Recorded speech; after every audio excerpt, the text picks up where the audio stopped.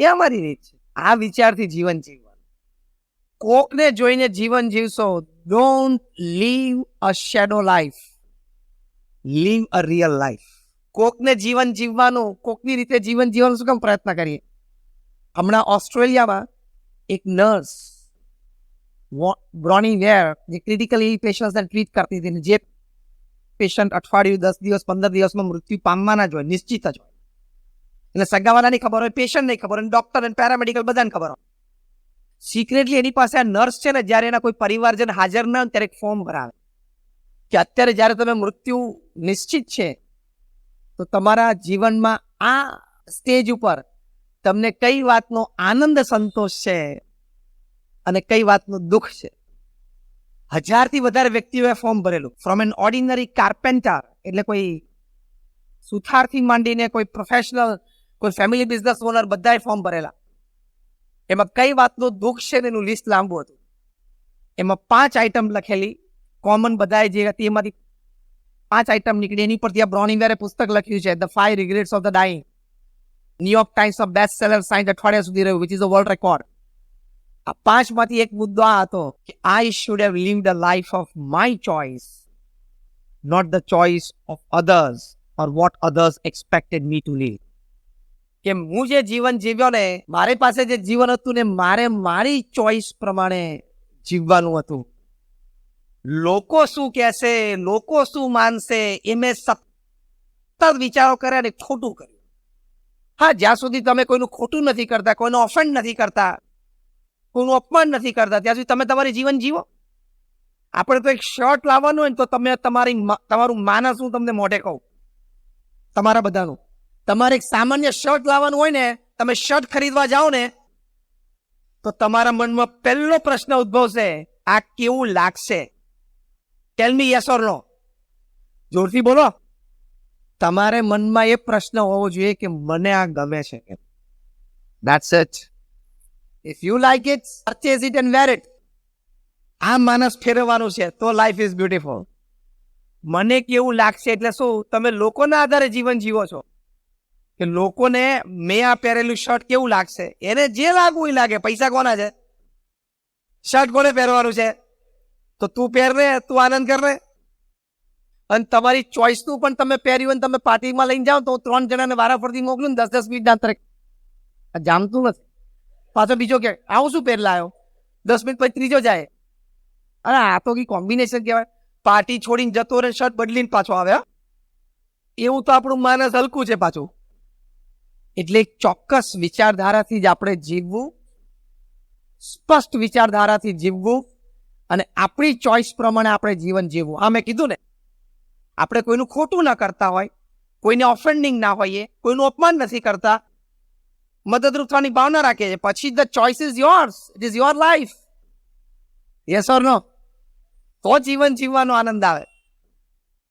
બીજી એક વાત છે કે આપણે જે આપણું જીવન જીવીએ છીએ એમાં આપણું ક્ષેત્ર હોય, આપણો પરિવાર હોય, આપણું વર્તુળ હોય, ત્યાં મર્યાદા અને સીમિત રહેવું. આખી દુનિયાની માહિતી ભેગી કરવાની જરૂર નથી અને આખી દુનિયા વિશે ટીકા ટિપ્પણ કરવાની પણ જરૂર નથી. એ કામ કરનારાનો એક વ્યવસાય જુદો છે, એ આપણે બધાને લાગુ નથી પડતો. પણ આપણું માનસ એટલું હલકું છે. આમ રોડ ઉપરથી જાન નીકળે એટલે ગેલેરીમાં બહાર આવીને ઉભો રહે. એક તો સવાર 9 વાગે ઉઠે, જાનનો અવાજ થાય, પછી ઉઠ્યો હોય, પછી બ્રશ લઈને બહાર નીકળીને ગેલેરીમાં બ્રશ કરાય અને પછી થૂકે, ત્યાં સ્વચ્છ ભારત બગાડે. અને પછી જાન પસાર થઈ જાય ને 20 મિનિટ પછી, એક તો ગંજીન લુંગી પહેરીને બહાર આવ્યો હોય, બ્રશ કરતો કરતો ત્યાં પેરાપેટ ઉપર થૂકે. તમે બધા દ્રશ્યો જોયા હશે. જોયા કરતા એક સ્ટેપ આગળ હશો અને પછી અંદર જઈને વોશ બેસિનમાં કોકડો કરીને પછી બોલે. 2 જણા જાણતા નથી કે 2 જણાનું તે નક્કી કરેલું અને 2 જણાનું જામ્યું નહીં, છૂટું પડ્યું તો એકાદાની જવાબદારી તારે છે. મૂકને માથાકૂટ.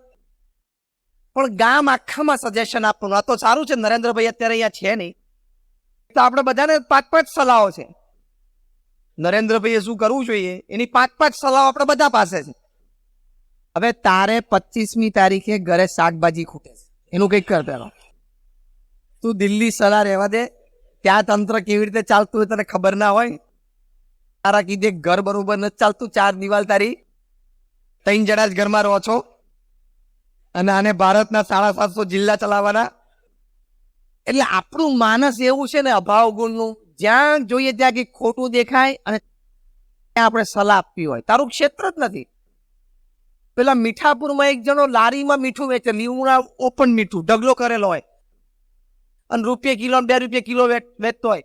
એ 2 જણા લારી વાળા ભેગા થઈને ચર્ચા કરે. એકચ્યુઅલી જે ટાટા સોલ્ટનો પ્લાન્ટમાં આ લોકોએ આ વખતે માર્કેટમાં એ લોકોએ આઈપીઓ મૂક્યો ને 500 કરોડનો, તારે ક્યાંથી આઈપીઓ 500 કરોડની ચર્ચા કરવાની હોય ભાઈ?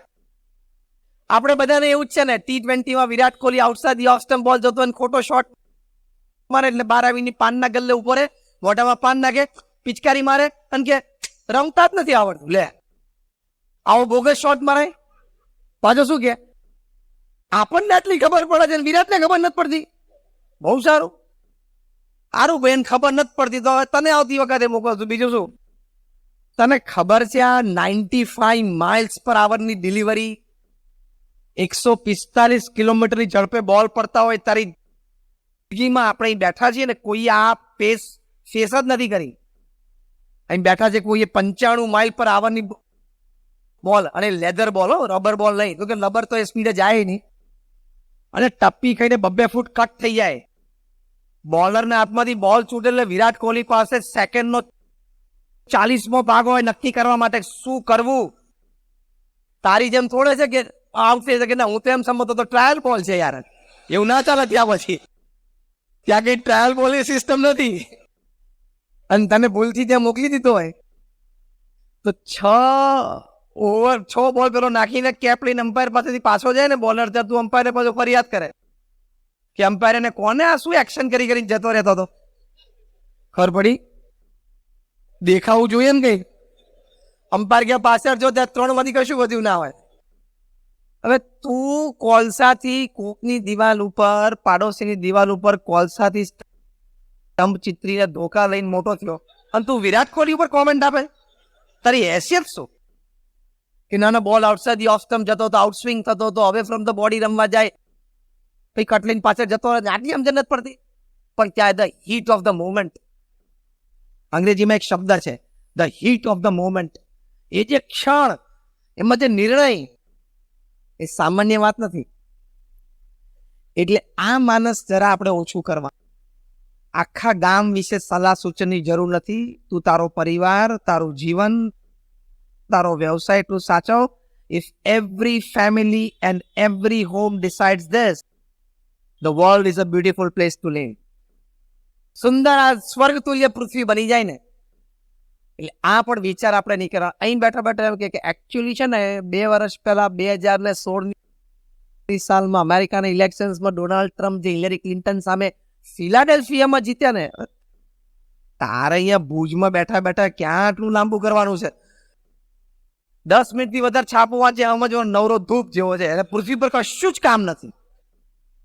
ત્યારે ક્યાં એટલા બધા સવાલ? હા, હેડલાઇન્સ જોઈ લેવાની, કોઈ એવું મેટર હોય તો જોઈ લેવાનું. તારે કઈ ટીવી શોમાં બેસવાનું નથી, તારે ડિબેટ કરવાની નથી. છે કઈ? Restrict your life. તમારો જે વ્યવસાયોમાં તમે ઊંડા ઉતરો, બીજી બધી સામાન્ય માહિતી પણ રાખો, સમાજની ગતિવિધિઓ પણ ઉપરથી જાણો. પણ ક્યાં તમારે 2G 3G call scam spectrum Rafale ક્યાં તમારે એટલું બધું ઊંડું ઉતરવાનું છે કે જેટલું વકીલો ઊંડો ઉતરતા તો બધા એના લેખ વાંચે. કઈ અપેક્ષા કે કોક દિવસ રાત્રે 12 વાગે પ્રધાનમંત્રીના કાર્યાલયમાંથી મને ફોન આવે કે જોઈન્ટ પાર્લામેન્ટરી કમિટી ગોઠવણી છે, તમને મેમ્બર તરીકે લેવા છે, કદાચ હું ના પડું તો નરેન્દ્રભાઈની સેવા આપણે ના થાય. એવું છે? કદાચ એમનો ફોન આવે અને હું ના પાડું તો દેશના નાગરિક તરીકે અસેવા થાય. તારા જેવા એને 125 કરોડ છે, તું સુઈ જા. Restrict yourself. Restrict yourself to your life, your family life, your business life, and a general information of the surrounding. આપણી આજુબાજુની એક સામાન્ય માહિતી રાખવાની. બાકી આપણું જીવન, આપણો પરિવાર, આપણો વ્યવસાય, એમાં આપણે ઊંડા ઉતરવાનું. તો તમારું જીવન, લાઈફ ઇઝ બ્યુટીફુલ. તો જીવન સૌંદર્ય ભર્યું થશે. બીજો એક દ્રષ્ટિકોણ છે, કાર્ય અને આ વિચારોની સાથે તમારા પરિવાર સાથે તમે સંતુલન જાળવજો. 11:10 થઈ છે ભાઈ, ટાઈમ બરોબર છે? આપણે મોડું શરૂ થયેલું. આઈ થિંક આપણે 10 મિનિટમાં હવે પૂરું કરીએ. એ તમારા પરિવાર સાથે તમે સંતુલન બરોબર જાળવો છો. 8 કલાક કામ કરવાનું, 8 કલાક સુવાનું કે આરામ. ત્રીજા 8 કલાકમાં હું શીખવાડું છું 3F, 3H અને 3S. 3H એટલે ફેમિલી, ફ્રેન્ડ્સ, ફેથ. 3H એટલે હેલ્થ, હાઇજીન, હોબી. 3S એટલે સોલ, સર્વિસ એન્ડ સ્માઇલ. આ 9 વિભાગમાં તમારા 3 કલાક જવા જોઈએ. 24 કલાક એટલે 8 + 8 + 8. એ સિસ્ટમથી તમે જીવજો. પરિવાર સાથે સાંજે બેસવું, પરિવારમાં આપણે સંતાનોને સંસ્કારિત કરવા, એ લાઈફ ઇઝ બ્યુટીફુલ માટે ખૂબ જરૂરી છે. દુનિયાના સૌથી ધનાઢ્ય વ્યક્તિ વોરેન બફેટ સાંજે 6 વાગે મોબાઈલ ફોન બંધ કરીને ઘરે આવી જાય છે. રાત્રે 8 વાગે પરિવાર સાથે જ જમે છે. પતિ પત્ની રોજ રાત્રે અડધો કલાક જમ્યા પછી સાથે ચાલવા જાય છે. પતિ પત્ની સાથે બેસીને રોજ અડધો કલાકની ટ્યુશન એમના સંતાનોને આપ્યું, પછી એમના ગ્રેન્ડ ચિલ્ડ્રનને આપ્યું, અને આજે એમના ગ્રેન્ડ ચિલ્ડ્રનને આપે છે. પારિવારિક જીવન. હાર્વર્ડ યુનિવર્સિટીના એક સર્વે પ્રમાણે 110 દેશોમાં 1 લાખ પરિવારમાં 5 ખંડ ઉપર across caste, creed, colour, religion, nationality એ લોકો એક સર્વે કર્યો. અને સર્વેનો મુખ્ય પ્રશ્ન એ હતો, આ 1 લાખ પરિવારને પૂછવામાં આવ્યો કે what according to you is the greatest joy upon this earth. તમારી દ્રષ્ટિએ પૃથ્વી પર સૌથી મોટો આનંદ શું છે? સર્વે કેવી રીતે થયેલો? દુનિયાના 110 દેશોમાં 5 ખંડ ઉપર 8 વર્ષ સુધી આ સર્વે ચાલેલો. તમામ જ્ઞાતિ જાતિના લોકો, પરિવારોને પૂછવામાં આવેલું. એટલે ક્રોસ સેક્શન વોઝ ગ્રેટ. 67% વધારે રેસ્પોન્ડન્ટ્સ એમ કહ્યું કે spending quality and quantity time with your near and dear ones is the greatest joy upon this earth. કે તમે તમારા જીવનમાં તમારે જે વ્યક્તિઓ છે, એટલે કે તમારા જીવનમાં જે વ્યક્તિઓ છે, તમારા પરિવારજનો, મિત્રો હોય, જેની માટે તમને પ્રેમ છે અને જે લોકોને તમારી માટે પ્રેમ છે, એ લોકો સાથે સમય ગાળવો, ક્વોલિટી અને ક્વોન્ટિટી ટાઈમ ગાળવો એ પૃથ્વી પરનો સૌથી મોટો આનંદ છે. એ પારિવારિક આનંદ તમારે લેવાનો. ઘરે જાઓ એટલે મોબાઈલ મૂકી દેવો. તમે જમતા હો સાથે પરિવારમાં, જમણા હાથમાં કોળિયો હોય ને ડાબા હાથમાં, જો બધાને ખબર છે. મારે તમને એક સિમ્પલ પ્રશ્ન પૂછવો છે કે તમારા લોહીનું સગું તમારી સાથે જમવા બેઠું છે 2 ફૂટ દૂર, એ વધારે અગત્યનું છે કે 100 માઇલ દૂર કોઈ વ્યક્તિ છે જેની સાથે તમે મોબાઈલ ઉપર એ વખતે વાત કરો છો, એ વધારે અગત્યનું છે? ટેલ મી. તો વી આર મિસ્ટેકિંગ સમવેર. આ મોબાઈલ ફોન ને બધું આપણી સેવા માટે બનાવેલું છે. આપણે એના ગુલામ થઈ ગયા. દર 3 મિનિટે આપણે મોબાઈલ ફોનને અડીએ નહીં ને, ગમે તે જગ્યાએ હોઈએ, ગમે તે પરિસ્થિતિમાં હોઈએ, પણ 3જી મિનિટે જો આપણે મોબાઈલ ફોનને અડીએ નહીં ને, તો આપણે ડિસ્ચાર્જ થઈ જઈએ. મોબાઈલ તો જ્યારે થવાનો હોય ત્યારે 3 મિનિટે કાઢીને જોવે, કંઈક છે, કંઈ છે, તો તું કઈ સેલિબ્રિટી છું? તું સ્ટાર, સુપરસ્ટાર છું? તારા ઇન્સ્ટાગ્રામ ઉપર 3 મિલિયન ફોલોવર છે? તું શેનો જોવે? સવારના પોરમાં ઉઠીને પહેલો મોબાઈલ ફોન. મૂર્ખ માણસ છું. સવારના પોરમાં ભગવાનને પ્રાર્થના કરવી જોઈએ. જે પણ ઈષ્ટદેવને માનતા હોય, ઉઠીને પહેલા એમને યાદ કરવી આપણી સંસ્કૃતિ છે. પછી મા બાપને યાદ કરવા જોઈએ અને મનોમન એમને પગે લાગવું જોઈએ. પછી 2-5 સારા વિચારો મનમાં બોલવા જોઈએ. જો લાઈફ ઇઝ બ્યુટીફુલ માટે કે હું આજે સારું કામ કરીશ, હું આજે કોઈકને મદદરૂપ થવાનો પ્રયત્ન કરીશ, આજે ગમે તે સંજોગોમાં હું ડિપ્રેસ નહીં થવું, આજે કદાચ મારા 2 કામ છે ન થાય તો પણ હું પાછો નહીં પડું, ફરી પ્રયત્ન કરીશ. હવે 5-7 વિચારો સવારના પર ભરી દેવા જોઈએ હૃદયમાં. એના બદલે પેલો કચરો ખોલે મોબાઈલમાં અને પછી સીધો વોટ્સએપ ખોલે, ખૂબ રાજી થાય. ઓહો, 70 ચેટ, 90 મેસેજ. હવે 70માંથી 60 ચેટમાં તો સવારના પોરમાં ગુડ મોર્નિંગના 3 ફૂલડા જ હોય. તું ક્યાં કઈ કામનો છું ગામને કે તને હવાના પોરમાં સારા મેસેજ હોય? અને એમાંથી પાછું એકાદું ફૂલડું ગમે એ તું તારા ગ્રુપમાં જવા દે. અને ફૂલડું પાછું 3 દાડે છે કે અંજાર ને ભચાઉ ને અમદાવાદ સુધી ફરીને પાછું આવે. એમાં બપોરે એમ કોઈક નવરું હોય તો ક્રોપ ચોપ કરે, એકાદી પાંદડી ઓછી કરે, પાછું આવીને ફરે. આમાં લોકોની અડધી જિંદગી પૂરી થઈ જાય. બોલો. વોટ્સએપ નો સમાનાર્થી શબ્દ છે કચરા પેટી. અહીંથી આવીને આમ જવા દે, અહીંથી આવીને આમ જવા દે. સી યુ મસ્ટ ડિસાઇડ કે તમારું જીવન તમારે જીવવાનું છે. હું ઘણી વખત કહું છું, when I talk to students, when I talk to corporates, I tell them કે જે વસ્તુ તમને જીવનમાં મફત મળે ને એની કિંમત તમે સમયની દ્રષ્ટિએ બહુ મોટી ચૂકવતા હો છો. અત્યારે વોટ્સએપ અને નેટ લગભગ મફત જેવું છે. એની કિંમત તમે શું ચૂકવો છો? તમારા જીવનની સૌથી મૂલ્યવાન ચીજ છે ને સમય, એનાથી ચૂકવો છો ને. અને છોકરાઓ પાછા કેવો, આજ તો 30મી તારીખ થઈ ગઈ, કાલે 31 એક જ દિવસ બાકી, અને મારે 3 GB નો પ્લાન છે, હજી 2 જ વપરાણી. ઓહો, એક દિવસ મારે 1 GB વાપરવાની, બધું ખોલ્યા જ કરે. એટલે 1 GB તો મફત મળે છે, પણ તે આ 3 કલાક કાઢ્યા, તારું મગજ બગાડ્યું, એ મોટો લોસ છે. આપણે આ સમજતા નથી, એટલે life does not become beautiful. પછી જીવન સૌંદર્ય ભર્યું ના થાય. તો પરિવારમાં તમારે સંસ્કાર આપવા પડે. સ્ટીવ જોબ્સ જેણે આઈફોન શોધ્યો, એમના દીકરા દીકરી 12 ને 14 વર્ષના થયા, એમને હાથમાં મોબાઈલ ફોન નહોતો આપ્યો. કે અમે લોકોએ પ્રેમથી, અમે સ્ટીવ જોબ્સ એમના પત્ની એટલે માતા પિતા તરીકે એ લોકોએ ચર્ચા કરી કે આપણા સંતાનોને આપણે કેટલા ગેજેટ સુધી એક્સપોઝ કરવા, કે લોકો મેચ્યોર થાય પછી બધું આપશું. માતા પિતા બંને બાળકો સાથે બેઠા, એને સમજાવ્યા કે બેટા, અત્યારે ભણવું એ તમારું મુખ્ય ધ્યેય છે, સંસ્કાર એ તમારા મુખ્ય ધ્યેય છે. તારે જોઈતો તો તારી સામે આ મોબાઈલ ફોન પડ્યો, આઈફોન. સ્ટીવ જોબ્સ પોતે માલિક એપલના, 1400 અબજનું રેવન્યુ છે, 1400 અબજનું, highest valued company of the world. દેશી ભાષામાં બોલું તો એનો સંકલ્પ થાય કે મારે આખું ભુજ ખરીદી લેવું છે ને તે ખરીદી લે. હું તમને તમારી ભાષામાં ભાષાંતર કરી કહું છું એની તાકાત. એ વ્યક્તિએ આ સમજદારી આપી. માતા પિતા બંને સાથે બેસીને સંતાનોને સમજદારી આપી, સંતાનો સમજ્યા.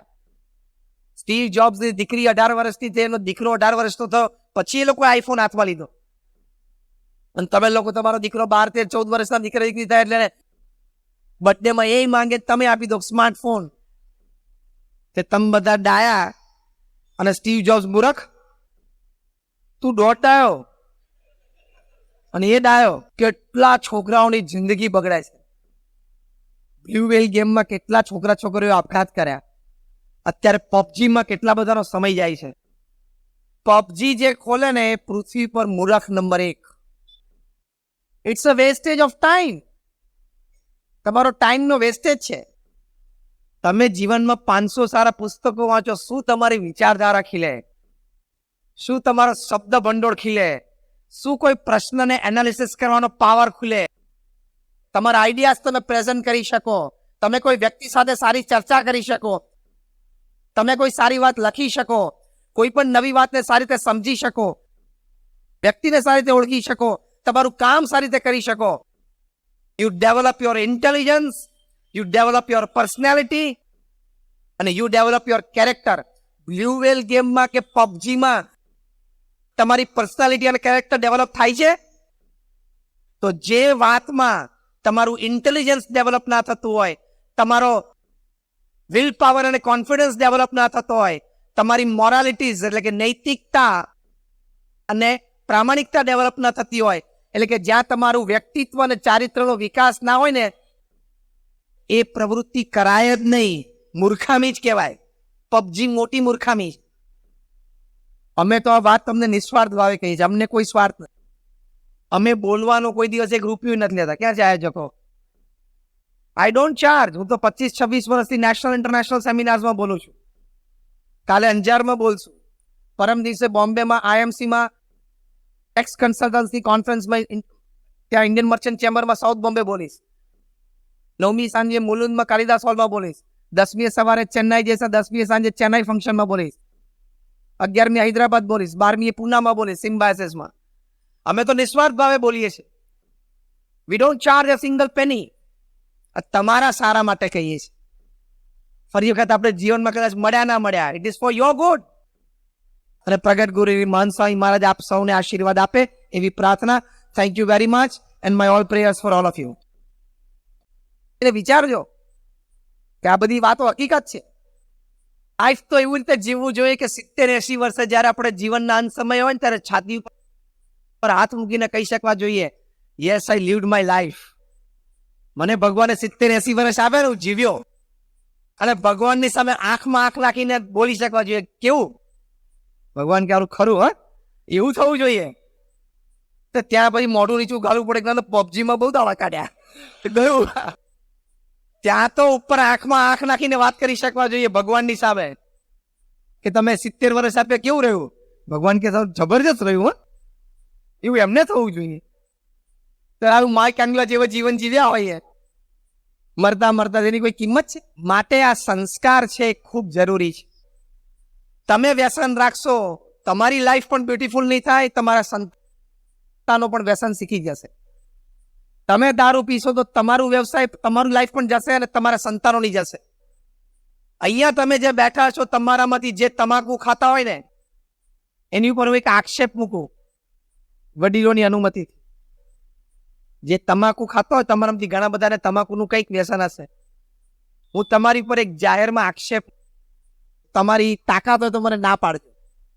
જે તમાકુ ખાય છે એની ઉપર એવો આક્ષેપ છે કે તમને તમારી પત્ની પ્રત્યે કોઈ પ્રેમ નથી ને તમારી પત્ની વિધવા થઈ જાય ને તમને કોઈ પડી નથી.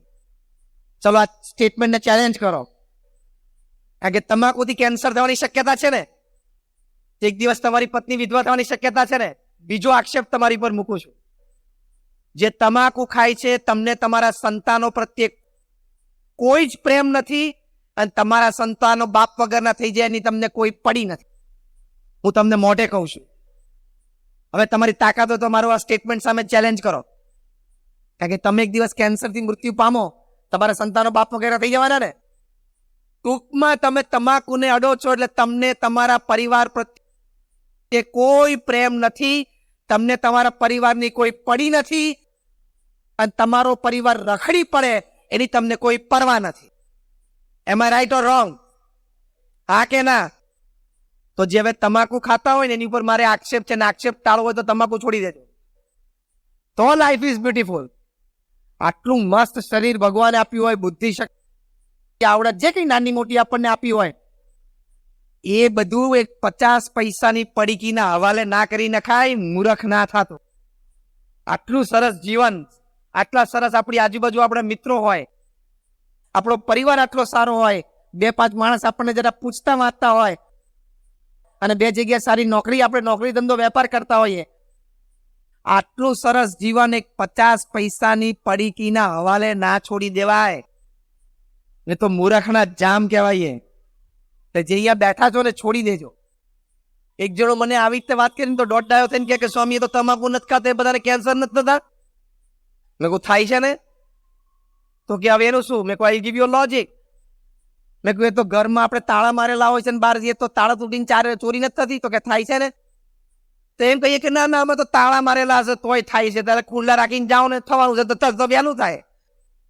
એમ તમે કોઈક તમાકુ નથી ખાતા ને કેન્સર નથી થતું? થાય છે. ખાવ ને તો વહેલું થશે, પોસિબિલિટી વધશે. સિમ્પલ. એક જણો કે તમાકુ સવારના પોરમાં સામે ચોરું ને ચૂના સાથે ટોયલેટ જવાનું થાય છે ને તો જવાનું થતું જ નથી કે. હવે એ તો તે તારા માનસ સાથેનું લિંક કરી દીધી છે, લિંક માનસિક રીતે એટલે થાય છે.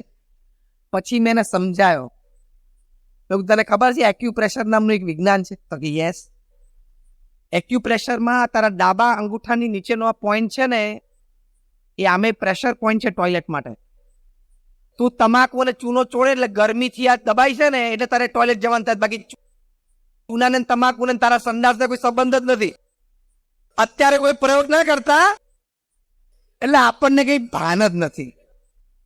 ખોટી માનસિકતા અને ખોટા વિચારો લઈને ફરીએ અને પાછો કેફમાં ફરે, પહેલું બટન ખુલ્લું રાખીને. બાપુ આપણે તારું શું ગજું વાગવાનું, તારે તારું ઠેકાણું નથી ને. માટે વ્યસન પણ રાખવાની કોઈ જરૂર નથી. વ્યસન વગર પણ કામ થઈ જાય. ઘણા કે મૂડ નથી આવતો. ના શું મૂડ આવે? અમે પણ આટલું કામ કરીએ. આટલી મોટી હોસ્પિટલ, હોસ્ટેલ, સ્કૂલ ને કોલેજીસ અમે ચલાવીએ છીએ. અમને ખબર છે વહીવટ કોને કહેવાય, મેનેજમેન્ટ કોને કહેવાય, HR કોને કહેવાય, સિસ્ટમ કોને કહેવાય, ઇન્ફ્રાસ્ટ્રક્ચર કોને કહેવાય. વી નો વોટ ઇટ ઇઝ. આખો દિવસ અમે કામ કરીએ છીએ, સાંજે પછી આ કામ કરીએ છીએ. કોકને સારી પ્રેરણાઓ આપવાની, સારા વિચારો આપવાના. તો ક્યાં અમે આટલું બધું કામ કરીએ છીએ? ઇન ધ નેક્સ્ટ 10 days, આવતા 10 દિવસમાં 6 રાજ્યોમાં 10 શહેરોમાં હું બોલવાનો છું. અમે એટલું ટ્રાવેલિંગ કરીએ છીએ, એટલું કામ કરીએ છીએ. અમારે ક્યાં તમાકુની જરૂર પડે છે? છે કે અમારે તમાન વગર તમાકુ અત્યારે રાત્રે 11:30 કેવું ચાલે છે બોલો? મને મજા આવે છે, તમને મજા આવે છે ને? એટલે કઈ આવી બોગસ વસ્તુની જીવનમાં જરૂર નથી. ટૂંકમાં આટલું સરસ જીવન ભગવાને આપ્યું છે, તમને આટલો સરસ પરિવાર આપ્યો છે, થોડા 2-5 મિત્રો ભગવાને સારા આપ્યા છે, એ બધાના જીવનને એક 50 પૈસાની પડીકીના હવાલે ના છોડી દેવાય. આ મૂર્ખ કહેવાય. કહેવાય કે ના કહેવાય? તમારામાંથી કોઈ એવો મૂર્ખ છે જે બ્લેન્ક પેપર ઉપર સહી કરીને બીજાને આપી દે? તમને કહો કે આ કોરા કાગળિયા ઉપર નીચે સહી કરો, તો તમે કરો? હા કે ના? કોઈ ના કરો. તમે આ તમાકુ લો છો ને દારૂ પીવો છો ને, તમે બ્લેન્ક પેપર ઉપર સહી કરી દીધી. તમાકુ અને દારૂને છૂટ આપી દીધી કે જ્યારે મારી ડેથ નોટ તારે લખ્યું હોય ત્યારે લખી નાખજે, મેં સહી કરીને તને આપી દીધું. એવું થયું ને? પ્રમુખ સ્વામી મહારાજ સમાજને નિર્વ્યસની કરવા માટે ભગીરથ પુરુષાર્થ કરતા. હજારો વ્યક્તિઓને પ્રમુખ સ્વામી મહારાજે જાતે હાથ પકડીને નિર્વ્યસની કર્યા છે, મેં નજરે જોયા છે. અમારા મોટા મોટા ઉત્સવમાં અક્ષરધામ ઉદ્ઘાટન હોય ઇત્યાદિકમાં અમે વ્યસન મુક્તિના કેમ્પ ચલાવતા હતા. લોકો વ્યસન છોડતા ને આમ ઢગલાઓ વ્યસનોના મૂકીને ત્યાં જતા.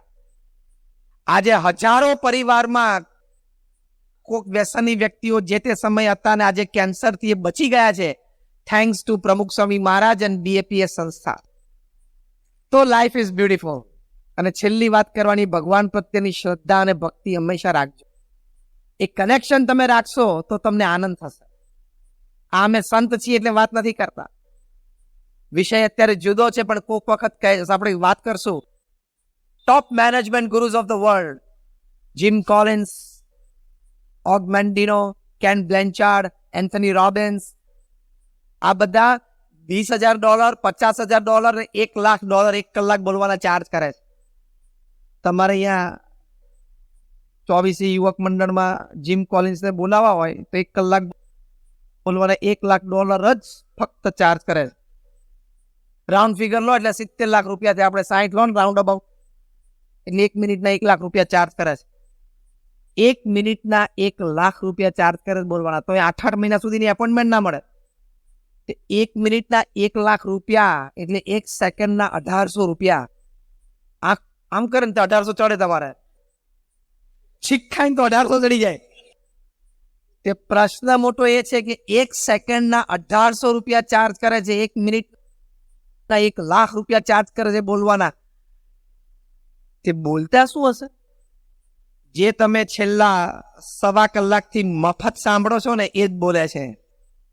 પણ પેલા ભગવા કપડાવાળા સંતો બોલે તેમ થાય કે હવે ઠીક છે, આ બોલતા હશે ને એમને આ બોલવાની ટેવ હશે, પણ પેલું 3-piece સૂટ પહેર્યો હોય, કોલર માઇક હોય, સ્ક્રીન ચાલતી હોય અને આમ સ્ટેજ ઉપર ચાલતા ચાલતા બોલે ને, એના ચાર્જ વધારે ચડી જાય.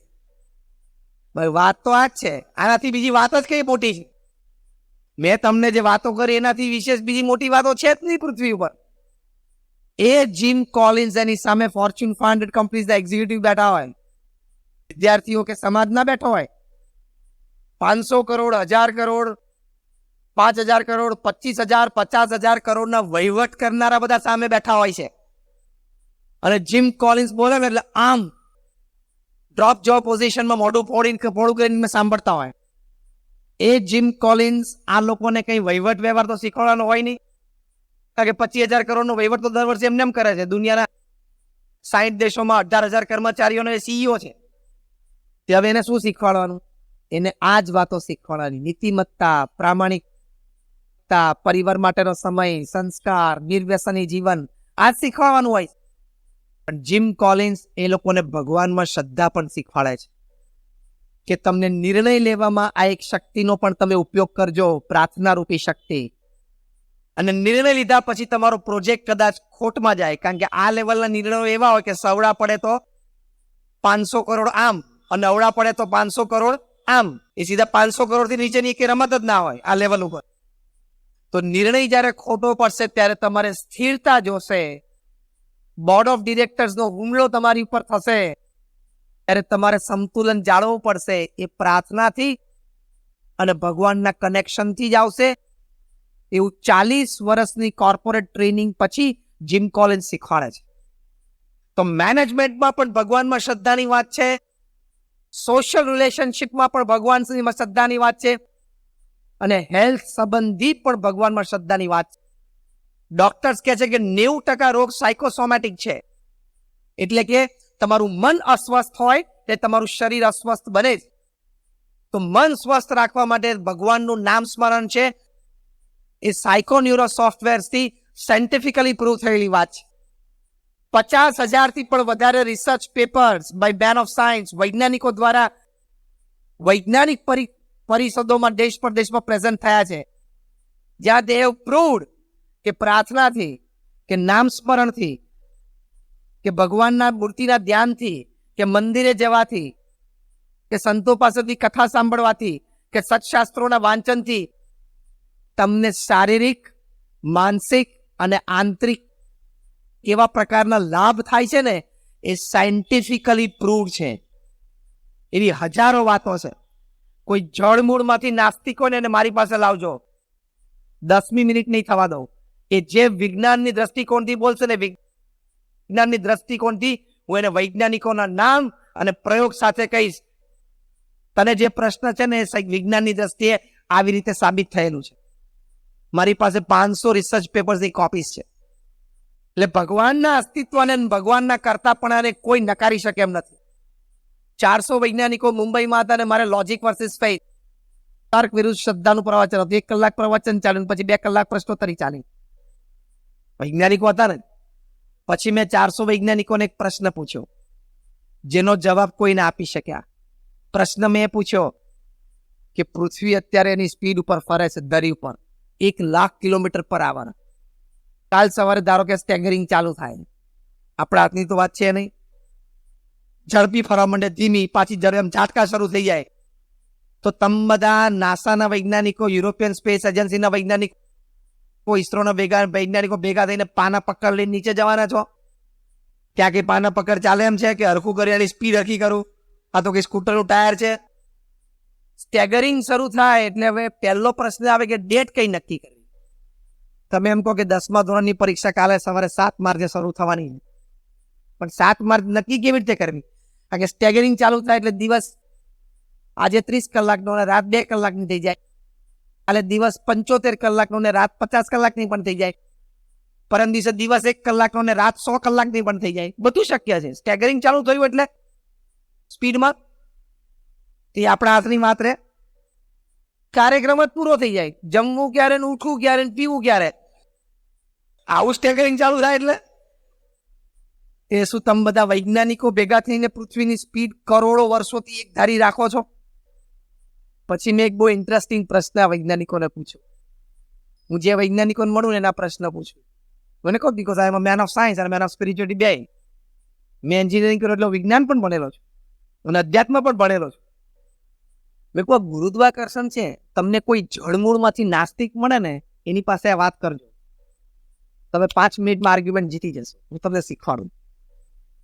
તમારે એને પૂછવા, ગુરુત્વાકર્ષણ તો છે જે પૃથ્વીમાં એક આ ફોર્સ છે ને બધાને નીચે ખેંચી રાખે છે. માણસ, પશુ, પંખી, ઝાડ પાન બધાને પકડી રાખે છે. એને શું કહેવાય? ગુરુત્વાકર્ષણ. વૈજ્ઞાનિકોએ આ ફોર્સનું નામાભીકરણ કર્યું છે કે એને ગ્રેવિટેશન કહેવાય. અંગ્રેજીમાં અને ગુજરાતીમાં ગુરુત્વાકર્ષણ કહેવાય. પણ એ ફોર્સનો જન્મસ્થાન કેવી રીતે ઉદ્ભવ થાય છે એ કોઈને ખબર નથી. પછી મેં વૈજ્ઞાનિકોને પૂછ્યું કે હું તમારો હાથ પકડીને આમ ખેંચું તો મારી કંઈક શક્તિનો ઉપયોગ થયો કહેવાય ને? મેં કંઈક શક્તિ ખર્ચી કહેવાય. ખર્ચાય ને કંઈક શક્તિ. તમે પાણીનો ગ્લાસ આમ લઈને પીને આમ બાજુ પર મૂકો તો શક્તિ થોડીક વપરાણી ને. એમાં ગુરુત્વાકર્ષણ બધાને ખેંચી રાખે છે, આપણે 7 અબજને. તેની શક્તિ વપરાતી કે નથી વપરાય? શક્તિ એની વપરાય છે કે નથી વપરાતી? પૃથ્વી પર કોઈ વૈજ્ઞાનિક હજી બોલી નથી શકતો કે શક્તિ વપરાય છે કે નથી વપરાતી, કારણ કે જે જવાબ આપે ને એમાં ફસાય એમ છે. જો એમ કે વપરાય તો નવી આવે છે ક્યાંથી? અને પાછું પરફેક્ટ બેલેન્સ. હા, ગુરુત્વાકર્ષણનું તમે એમ ના કહી શકો કે ન્યુઝીલેન્ડમાં પેલી બાજુ ગયો હતો ત્યાં તો ગુરુત્વાકર્ષણ બહુ હતું, તે પગ 2-2 ફૂટ અંદર જતા રહેતા હતા. અને સાઉથ અમેરિકામાં, લેટિન અમેરિકામાં એમેઝોનની પેલી બાજુ ગયો ત્યાં ગુરુત્વાકર્ષણ થોડુંક ઓછું હતું, તે 1-1 ફૂટ ઉપર ઉડતો હતો. એવું થાય છે? પૃથ્વી પર એક વ્યક્તિ હતી કે આજે 7 અબજ છે, ભવિષ્યમાં 15 અબજ હશે ને, તોય બધા વગર એફર્ટ, વગર પુરુષાર્થે સરસ ચાલી શકે ને એવું ગુરુત્વાકર્ષણ મેન્ટેન થાય છે. કોણ કરે છે? અને ધારો કે વૈજ્ઞાનિક એમ કઈક નથી વપરાતું તો તારો સિદ્ધાંત ખોટો, આખું વિજ્ઞાન ખોટું. હાથ પકડીને ખેંચવું એટલે એનર્જી વપરાય, આ બધાને ખેંચે તો વપરાવી જ જોઈએ. ખ્યાલ આવ્યો? જવાબ કોઈ નહીં આપી શકે. પૃથ્વી પર કોઈ વૈજ્ઞાનિક પાસે જવાબ નથી. આવા મારી પાસે 100 પ્રશ્નો છે. વૈજ્ઞાનિકોની વાત કરું તો મને તો બહુ મજા આવે છે. I enjoy. આ બધા પ્રશ્નોનો ઉત્તર વિજ્ઞાન પાસે નથી, કારણ કે અધ્યાત્મ છે, ભગવાનનું સર્જન છે. માણસના સર્જનમાં તકલીફ હોય, ભગવાનના સર્જનમાં ના હોય. આપણે માણસનું સર્જન પેલું ચકડોળ છે, મેરી ગો રાઉન્ડ છે ને, 5 કિલોમીટરની સ્પીડે ફરે છે તો 5 મિનિટ એમાં બેસીને ચક્કર આવે છે કે નહીં? આપણે નાના હતા ત્યારે ખબર છે ને. અને મોટું ચકડોળ ફરે છે, ખબર છે, 1,00,000 કિલોમીટર પર આવવાની સ્પીડે. તમારી ગાડી હાઈવે ઉપર 150 ની સ્પીડે જાય ને તો તમને એમ લાગે ખાલી જબ્બર સ્પીડે જાય છે ગાડી. તો આ પૃથ્વીની ધરી ઉપર 1,00,000 કિલોમીટર પ્રતિ આવર, દર કલાકે 1,00,000 કિલોમીટરની સ્પીડે ફરે છે તો આપણને ચક્કર આયા. તારા ચકડોળમાં 5 કિલોમીટરની સ્પીડે ચક્કર આવે, ભગવાનના ચકડોળમાં 1,00,000 કિલોમીટરે પણ ચક્કર નથી આવતા. એ ભગવાનનું કર્તવ્ય છે. ભગવાને ધૂળમાં કેટલી બધી આઈટમો, ધૂળની કોઈ કિંમત છે? ધૂળની કોઈ કિંમત ખરી? આ ધૂળ ઉડતી હોય ઘરમાં તો આપણે કાઢી નાખીએ બહાર, પગ નીચે ધૂળ કતરાય છે. પણ ભગવાને ધૂળ બનાવીને એટલી એક સરસ આઈટમ બનાવી છે. ધૂળ તમે શાંતિથી વિચાર કરો ને, ધૂળમાંથી 7 અબજની વસ્તીના હવાના પોરમાં કામ ધંધો મળે. હવે શાંતિથી વિચારો, તમે જે પણ કામ કરતા હશો ને એનું મૂળ તો ધૂળ જ હશે. તમે ચેક કરો, જાઓ. તમને ખબર છે પૃથ્વી પર 10% પ્રજા તો એવી છે હવાના પોર મોડીને ખોદવા જ માંડે. પછી માઇનિંગ હોય કે બિલ્ડર હોય, ખોદવા જ માંડવાનું સવારના પોરમાં ઉઠી. બીજી 8-10% પ્રજા એવી છે કે ખોદ્યા પછી જે નીકળે છે ને એ બધું ભેગું કરીને ગોઠવે છે. બીજી 8-10% પ્રજા એવી છે કે ભેગું થયેલું છે ને એને ટ્રાન્સપોર્ટ કરે છે મેન્યુફેક્ચરિંગ સુધી. બીજી 8-10% પ્રજા એવી છે કે એનું કંઈક એમાંથી કંઈક રૂપાંતર કરે છે, કંઈક ભેગું કરીને છૂટું પાડે, એનું કંઈક નવી પ્રોડક્ટ બનાવે. બીજી 15% પ્રજા માર્કેટિંગમાં છે, જે બન્યું ને એને માર્કેટ સુધી લઈ જાય. અને પૃથ્વી પર 1% પ્રજા એવી સૂકી છે કે ઘેર બેઠા બધું ભોગવે છે. આમાં 100% પ્રજા પૂરી થઈ ગઈ. આ વાત મેં એટલા માટે તમને કરી. હવે શાંતિથી સાંભળજો, રહસ્યની વાત હવે છે. જે ભગવાને આ ધૂળની કોઈ કિંમત નથી, એમાં આટલી બધી વસ્તુ મૂકી કે તમે 2 દાણા ઘઉંના નાખો ને 2 ના 100 કરીને આપે.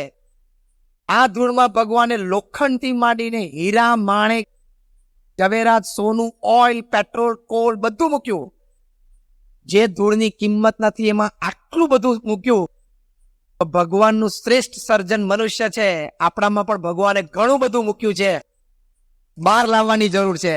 થોડું ત્યાં તો ખોદકામ કરો તો અંદરથી પણ હીરા ને જવેરાત નીકળશે. સદગુણો ઘણા બધા ભગવાને મૂકેલા છે. ધૂળમાં સોનું મૂકે તો તારા હૃદયમાં સોનું ના મૂક્યું હોય ભગવાને? કે સોના જેવા વિચારો ને સોના જેવા કાર્યો ના મૂક્યા હોય? તને કિંમતી ના બનાવ્યો હોય? પણ તારે બીડીઓ પીવામાં પૂરું કરવું છે, તારે ગામની ચર્ચા કરવામાં પૂરું કરવું છે, ત્યારે કોકનું ખોટું લઈ લેવામાં પૂરું કરવું છે. એટલે અંદરથી જે સોનું નીકળવું જોઈએ ને બહાર, એ નથી નીકળતું. Life is beautiful if you go inside. You will find n number of valuable things. ઘણી બધી વસ્તુઓ તમને મળશે. તો ભગવાનમાં શ્રદ્ધા રાખજો. જે પણ ઈષ્ટદેવમાં તમે માનતા હો એનું નામ સ્મરણ નિત્ય કરજો. એના મંદિરે તમે દર્શન કરવા જજો. હન્ડ્રેડ્સ ઓફ રિસર્ચેસ કહે છે કે તમને માનસિક શાંતિ રહેશે, તમારું સ્વાસ્થ્ય સારું રહેશે, તમારું મન પ્રફુલ્લિત રહેશે, તમને આનંદ આવશે. એટલે અધ્યાત્મ પણ જોઈએ. એટલે જીવનમાં સદવિચાર રાખવો, સદપ્રવૃત્તિ કરવી, સદભાવ રાખવો અને ભગવાન પ્રત્યેની શ્રદ્ધા રાખવી. then your life is beautiful, life is great. આપ સૌ માટે અમે ભગવાનને પ્રાર્થના કરીએ છીએ આપ સૌના હૃદયમાં આ વિચાર અને વાત સ્થિર થાય એવા પ્રમુખ સ્વામી મહારાજ પ્રગટ ગુરુ મહંત સ્વામી મહારાજ આપ સૌને આશીર્વાદ આપે એવી પ્રાર્થના. Thank you very much and my all prayers for all of you.